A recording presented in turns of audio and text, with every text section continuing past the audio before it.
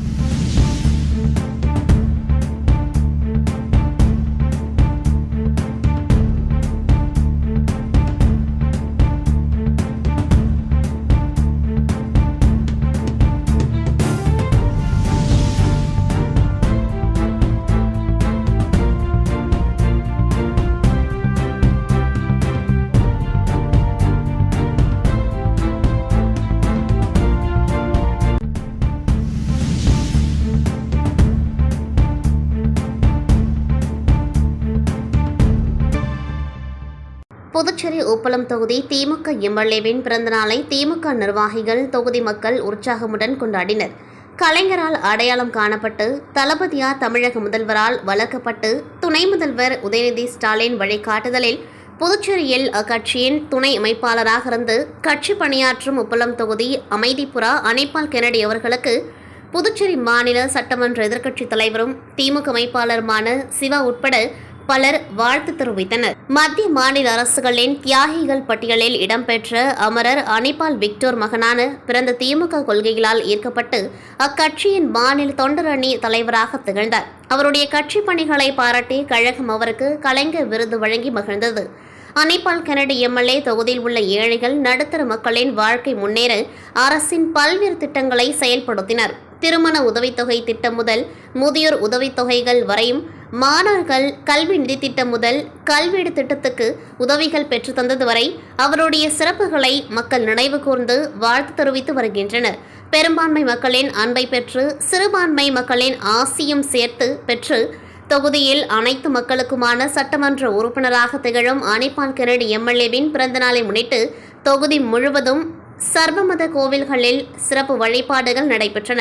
அத்துடன் அன்னதானம் வழங்குதல், நலத்திட்ட உதவிகள் வழங்குதல் போன்ற நிகழ்ச்சிகளிலும் அனிபால் கென்னடி எம்எல்ஏ கலந்து கொண்டு மக்களின் வாழ்த்துக்களை பெற்றார். மேலும் இந்நிகழ்ச்சியில் பொதுக்குழு உறுப்பினர் கோபால், முத்தியால்பேட்டை பொதுக்குழு உறுப்பினர் பிரபாகரன், நெல்லித்தோப்பு கார்த்திகேயன், பொதுக்குழு உறுப்பினர் வேலவன், இளைஞரணி துணை அமைப்பாளர் டாக்டர் நித்தேஷ், தொகுதி செயலாளர் சக்திவேல், இளைஞரணி துணை அமைப்பாளர் ரெமி எட்வின், மீனவர் அணி அமைப்பாளர் கோதண்டராமன், மகளிர் அணி காயத்ரி உட்பட பலர் கலந்து கொண்டார்கள். தீவனூர் ஸ்ரீ லட்சுமி நாராயண பெருமாள் ஆலய பிரம்மோற்சவம் 6ஆம் நாள் இரவு கஜ வாகனத்தில் இரவு வீதி உலா நடைபெற்றது. விழுப்புரம் மாவட்டம் திண்டிவனம் வட்டம் தீவனூர் ஸ்ரீ லட்சுமி நாராயண பெருமாள் ஆலய பிரம்மோற்சவம் 6ஆம் நாளை முன்னிட்டு ஸ்ரீ லட்சுமி நாராயண பெருமாள் சிறப்பு அலங்காரத்தில் பக்தர்களுக்கு காட்சியளித்தார். தொடர்ந்து சிறப்பு அலங்காரத்தில் காட்சியளித்த ஸ்ரீ லட்சுமி நாராயண பெருமாளுக்கு மகா தீப ஆராதனை, நட்சத்திர தீபம், கும்ப தீபம், சத்திரங்கள் கொண்டு சோடச உபச்சாரம் மற்றும் பஞ்சமுக தீப ஆராதனை, கற்பூர ஆரத்தி காண்பிக்கப்பட்டது. தொடர்ந்து ஸ்ரீ லட்சுமி நாராயண பெருமாள் கோவில் உட்பிரகாரம் வலம் வந்து கஜ வாகனத்தில் பக்தர்களுக்கு காட்சியளித்தார். மேலும் கஜ வாகனத்தில் காட்சியளித்த ஸ்ரீ லட்சுமி நாராயண பெருமாள் அவர்களுக்கு பஞ்சமுக தீப ஆராதனை, கற்பூர ஆரத்தி காண்பிக்கப்பட்டது. தொடர்ந்து இரவு வீதியுலா நடைபெற்றது. புதுச்சேரி லாஸ்பேட்டை பகுதியை சேர்ந்தவர் ராஜ்குமார், ஓய்வு பெற்ற கல்லூரி முதல்வர். இவரது முகநூல் பக்கத்தில் ஆன்லைன் வர்த்தகம் மூலமாக அதிக லாபம் ஈட்டலாம் என ஒரு விளம்பரம் வந்துள்ளது. அதனை கண்ட அவர் அதற்குள் சென்று அதில் கிடைத்த தகவலின்படி வாட்ஸ்அப் குழு ஒன்றில் சேர்ந்துள்ளார். அதில் மர்ம நபர் ஒருவர் கூறிய ஆசை வார்த்தைகள் படி ராஜ்குமார் முதலில் ரூபாய் 20,000 முதலீடு செய்ய அதற்கு கூடுதலாக ரூபாய் 20,000 லாபம் கிடைத்துள்ளது. இதனைத் தொடர்ந்து அவர் அந்த நபர் கூறியபடி தன்னுடைய வங்கிக் கணக்கிலிருந்து பல தவணைகளாக ரூபாய் 54,50,000 ரூபாயை அந்த நபர் கூறிய வங்கிக் கணக்கிற்கு செலுத்தியுள்ளார். பின்னர் அவருக்கு ரூபாய் 96 லட்சம் லாபம் கிடைத்துள்ளதாக ஒரு குறுஞ்செய்தி வந்தது. இதனை கண்ட அவர் தனது வங்கிக்கு சென்று பணத்தை எடுக்க முயன்ற பொழுது அவரது கணக்கில் எந்த பணமும் வரவில்லை என தெரிய வந்தது. இதனை அடுத்து தான் ஏமாற்றப்பட்டதை உணர்ந்த ராஜ்குமார் இதுகுறித்து சைபர் கிரைம் காவல் நிலையத்தில் புகார் அளித்தார். அவர் அளித்த புகாரின் பேரில் போலீசார் வழக்கு பதிவு செய்து பணம் செலுத்தப்பட்ட வங்கிக் கணக்கு மற்றும் வாட்ஸ்அப் உரையாடல்கள் மூலமாக விசாரணை செய்து வந்தனர். இந்த நிலையில் ராஜ்குமாரை ஏமாற்றியது அசாம் மாநிலம் மோரிகான் பகுதியை சேர்ந்த அஜிபுர் ரஹ்மான் என தெரியவர அங்கு விரைந்த போலீசார் தலைமறைவாக இருந்த அஜிபுர் ரஹ்மானை அசாமில் சுற்றி வளைத்து கைது செய்து புதுச்சேரி அழைத்து வந்து விசாரணை செய்ததில் 5ஆம் வகுப்பு வரை மட்டுமே படித்துள்ள அஜிபுர் ரஹ்மான் அவரது அண்ணன் மற்றும் தந்தை என குடும்பமாக சேர்ந்து போலி வர்த்தக செயலி மூலமாக நாடு முழுவதும் பல பேரை ஏமாற்றி மோசடியில் ஈடுபட்டு வருவது தெரியவந்துள்ளது. தொடர்ந்து கைது செய்யப்பட்ட அஜிபுர் ரஹ்மானிடம் இருந்து 3 செல்போன்கள், சிம் கார்டு, 2 லேப்டாப், ரூபாய் 2 லட்சம் பணம் உள்ளிட்டவைகளை பறிமுதல் செய்த போலீசார் அவரை நீதிமன்றத்தில் ஆஜர்படுத்தி காலப்பட்டு மத்திய சிறையில் அடைத்தனர். மேலும் இந்த வழக்கில் அவரது தந்தை மற்றும் அண்ணனை கைது செய்த போலீசார் நடவடிக்கை எடுத்து வருவதாகவும் அவர்களை கைது செய்த பிறகே பணத்தை பறிமுதல் செய்ய முடியும் என போலீசார் தகவல் தெரிவித்துள்ளனர். தொடர்ந்து இந்த வழக்கில் விரைவாக செயல்பட்டு குற்றவாளிகளை கைது செய்த போலீசாரை புதுச்சேரி சைபர் கிரைம் முதுநிலை காவல் கண்காணிப்பாளர் நாரா சைதன்யா பாராட்டினார்.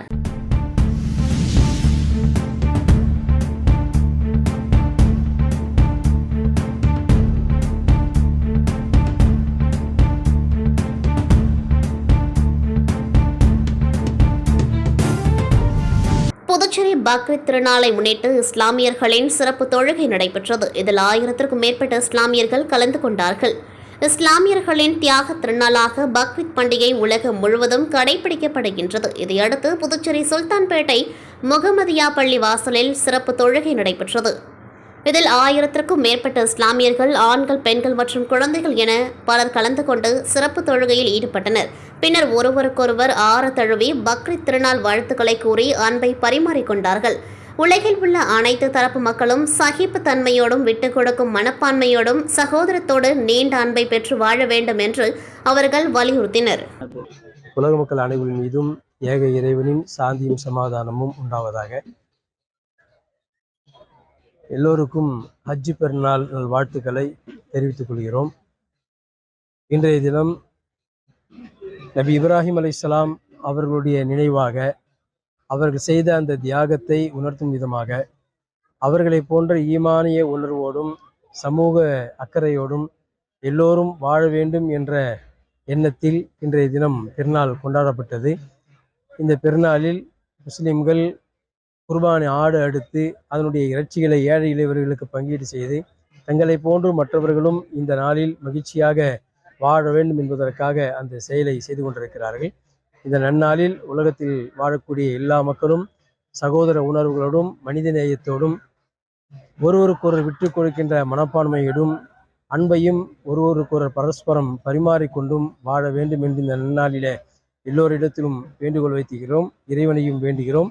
இறைவன் எல்லோரையும் அமைதியோடும் சமூக இணக்கத்தோடும் வாழச் செய்வானாக.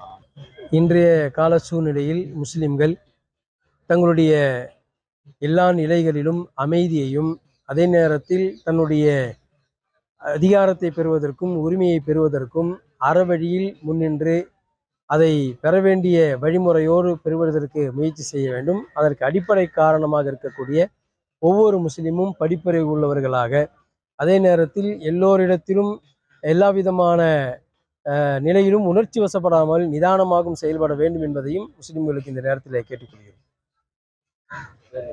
என் பேர் முகமது மூசா மன்பை, அல்மதீனா பள்ளிவாசல் இமாமாக இருக்கு. லாஸ்பேட்டை தொகுதியில் சாலை விரிவாக்க பணிக்கான பூமி பூஜையை தொகுதி சட்டமன்ற உறுப்பினர் வைத்தியநாதன் மற்றும் பாராளுமன்ற உறுப்பினர் செல்வ கணபதி ஆகியோர் துவக்கி வைத்தனர். புதுச்சேரி லாஸ்பேட்டை சட்டமன்ற தொகுதிக்குட்பட்ட கல்லூரி சாலையில் RC 24 லாஸ்பேட்டை சாலையில் இருந்து நேதாஜி சுபாஷ் சந்திர போஸ் சதுக்கம் வரை யூ வடிவ வாய்க்காலை மறுசீரமைத்து சாலையை இருபுறமும் அகலப்படுத்தி சீரமைக்கும் பணிக்கு ரூபாய் 2.63 கோடி மதிப்பீட்டில் பூமி பூஜை நடைபெற்றது. இதில் தொகுதி சட்டமன்ற உறுப்பினரும் காங்கிரஸ் சட்டமன்ற கட்சி தலைவர் வைத்தியநாதன் தலைமையிலும் நாடாளுமன்ற உறுப்பினர் செல்வகணபதி முன்னிலையிலும் பூமி பூஜை நடைபெற்றது. மேலும் இந்நிகழ்ச்சியில் பொதுப்பணித்துறை தலைமை பொறியாளர் வீரசெல்வம், கட்டிடங்கள் மற்றும் சாலைகள் கூட்டம் செயற்பொறியாளர் ஸ்ரீனிவாசன், இளநிலை பொறியாளர் லோகநாதன் உட்பட பலர் கலந்து கொண்டார்கள். மேலும் இந்நிகழ்ச்சியில் காங்கிரஸ் பிரமுகர்கள், லாஸ்பேட்டை தொகுதி ஊர் முக்கிய பிரமுகர்கள் என பலரும் கலந்து கொண்டு சிறப்பித்தனர்.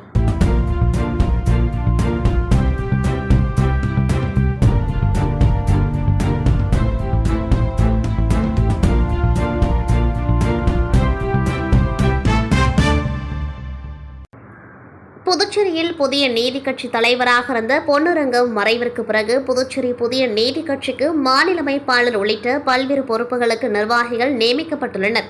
அதன்படி புதிய நீதி கட்சி புதுச்சேரி மாநில அமைப்பாளராக தேவநாதன், துணை அமைப்பாளராக கிருஷ்ணமூர்த்தி, பொதுச் செயலாளர் ராமராஜ், செயலாளர் பொன் நடராஜன், மகளிர் அணி தலைவியாக கலா, மகளிர் அணி துணை செயலாளராக நித்யா உள்ளிட்ட பல்வேறு பொறுப்புகளுக்கு நிர்வாகிகள் நியமிக்கப்பட்டுள்ளனர்.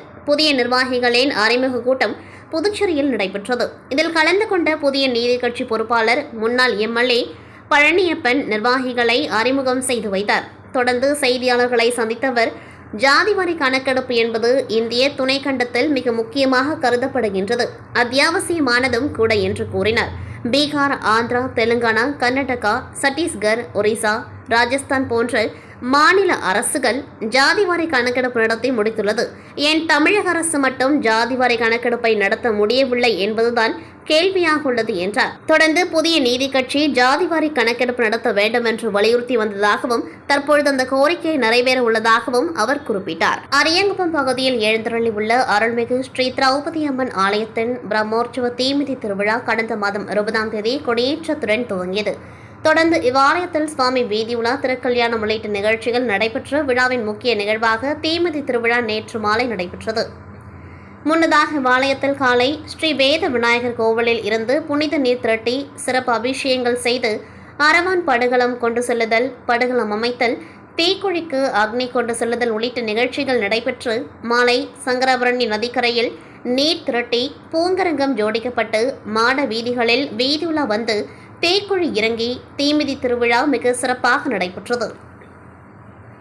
இதில் ஏராளமான பக்தர்கள் நோன்பு மேற்கொண்டு காப்பு கட்டி தேக்குழி இறங்கி தங்களது நேர்த்திக் கடனை செலுத்தினர். மேலும் இந்நிகழ்ச்சியில் சிறப்பு விருந்தினர்களாக அரியங்குப்பம் சட்டமன்ற உறுப்பினர் பாஸ்கர் என்கிற தட்சிணாமூர்த்தி, அரியங்குப்பம் கொம்யூன் பஞ்சாயத்து முன்னாள் சேர்மன் ஆனந்தன், அதிமுக மாநில பொருளாளர் ரவி பாண்டுரங்கன், திமுக இலக்கிய அணி அமைப்பாளர் சிவசங்கரன், காங்கிரஸ் மாநில செயற்குழு உறுப்பினர் விஜயலட்சுமி, ஜெயமூர்த்தி, முன்னாள் வட்டார காங்கிரஸ் தலைவர் சிவராமகிருஷ்ணன், முன்னாள் அறங்காவலர் குழு தலைவர் கிருஷ்ணமூர்த்தி, காங்கிரஸ் நிர்வாகிகள் சுவாமிநாதன், குகன், ராஜாராமன், அதிமுக நிர்வாகிகள் ராஜா, ஜீவா உள்ளிட்ட கட்சி நிர்வாகிகள் பலர் இவ்விழாவில் கலந்து கொண்டு சுவாமி தரிசனம் செய்து வழிபட்டனர். மேலும் இந்நிகழ்ச்சிக்கான ஏற்பாடுகளை கோவில் நிர்வாக அதிகாரி அமுல் என்கின்ற கமல ஜோதி, விழா குழுவினர்கள், உபயதாரர்கள், ஊர் பொதுமக்கள் ஆகியோர் இணைந்து செய்திருந்தனர். விழுப்புரம் மாவட்டம் வானூர் அடுத்த மதுரப்பாக்கம் கிராமத்தை சேர்ந்தவர் ராமலிங்கம் மகன் கதிர்வேல். இவர் திருவக்கரை பகுதியில் உள்ள ஒரு தனியார் கல் குவாரியில் லாரி டிரைவராக வேலை செய்து வருகின்றார். இந்நிலையில் நேற்றிரவு லாரியை குவாரியில் விட்டுவிட்டு திருவக்கரை கோவிலில் தெருக்கூத்து பார்த்துவிட்டு தனது வீட்டிற்கு இருசக்கர வாகனத்தில் சென்று கொண்டிருந்தார். அப்பொழுது திருவக்கரை இருளர் காலனி அருகே சென்று கொண்டிருந்த பொழுது மர்ம நபர்களால் அவர் குத்தி படுகொலை செய்யப்பட்டார். சம்பவம் அறிந்து வந்த வானூர் போலீசார் பிரேதத்தை கைப்பற்றி உடற்கூராய்வுக்காக புதுச்சேரி தனியார் மருத்துவமனைக்கு கொண்டு சென்றனர். மேலும் இந்த கொலை முன்விரோத தகராறால் நடந்ததா அல்லது வேறு ஏதேனும் காரணம் உள்ளதா என போலீசார் தீவிரமாக விசாரித்து வருகின்றனர். அதிகாலையில் சாலையிலே லாரி ஓட்டுநர் குத்தி படுகொலை செய்யப்பட்ட சம்பவம் அப்பகுதியில் பெரும் பரபரப்பை ஏற்படுத்தியுள்ளது. இத்துடன் செய்திகள் நிறைவடைகின்றது. நன்றி, வணக்கம்.